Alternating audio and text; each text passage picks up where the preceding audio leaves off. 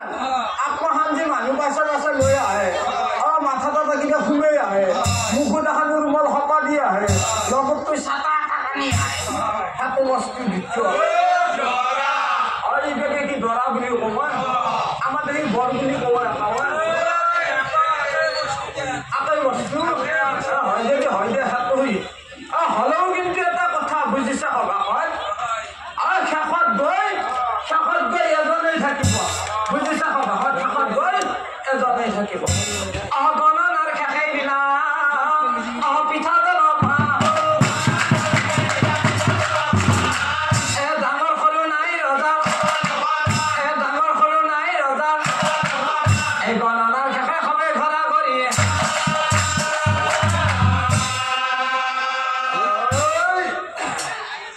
দক্ষিণালৈ গণনা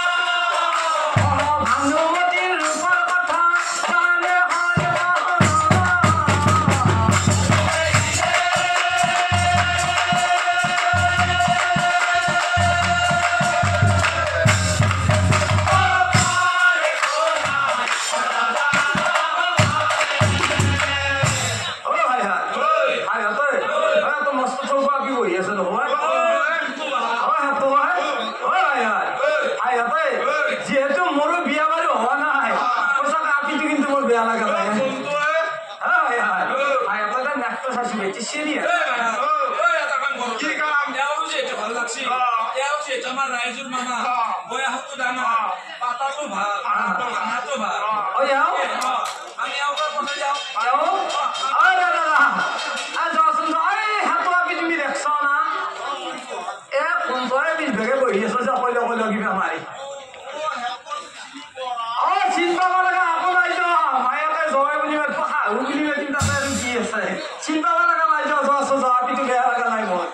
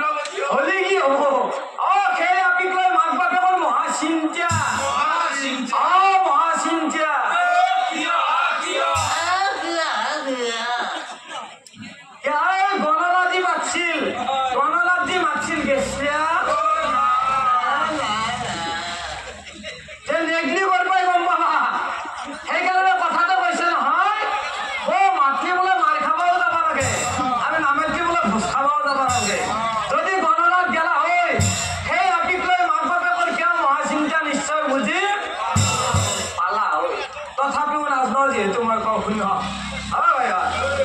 গণনাৰ দিনা কৈছিল নহয় আপি যেতিয়া বিয়াৰ বয়স পাব বিয়া দিয়া কৈ কি গণ্ডগোল বুলি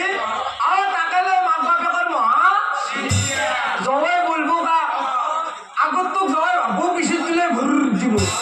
আৰু পিছত তোক জয় ভাবো আগত তোলে ঘূৰ দিব আৰু তাকে লৈ মাক বাপেকৰ মহা হলিও এটা কথাও যায় কি কথা আজিকালিৰ পিতৃ মাতৃ ভাবি লাভ নাই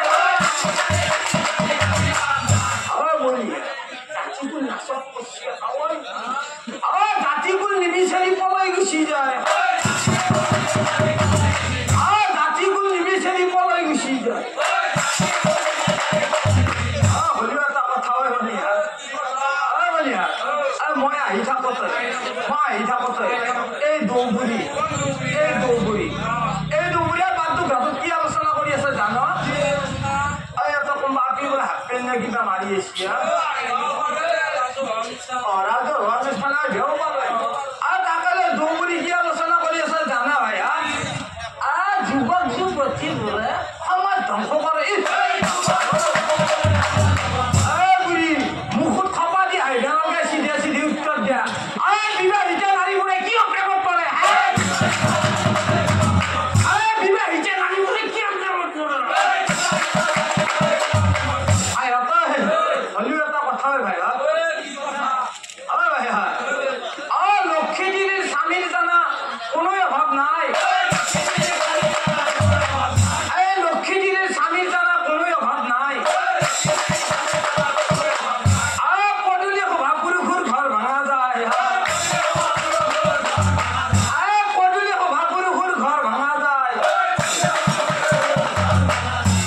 পদূলি সভা মানে কি নাজান ৰাতিপুৱা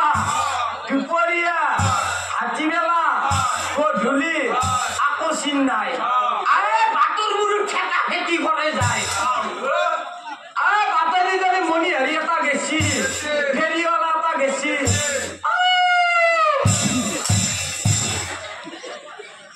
বস্তু লাগক মুখ চুবতি মাৰছি তোৰ কথা যায় তোৰ কথা যায় তোৰ লগে লগে সাহস জুতি লৈছি ইয়াকে পদূলি মিছা কলি কি হব পদূলি সভাৰ অৰ্থ আৰু ভংগ পাৰো মই কিন্তু কথাটো হ'ল কি দুই এটা তিনিৰ মুখ দিলে দেখছ না লুচি বুলিও দিছি হাৰে হাৰে লাগি আছে যদি মই পদূলি সভাৰ অৰ্থ আৰু বেছি ভাঙো মই অলপ পাতলা চাইজৰ মানুহ না নামটো ঘৰ পিছত তাতে ঘুৰি মাৰিব গতিকে ভাই সিমানৰ কথাই আমি কিনিবলে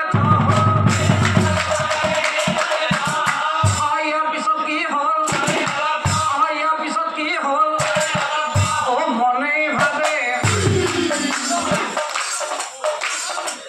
ৰজাৰাণী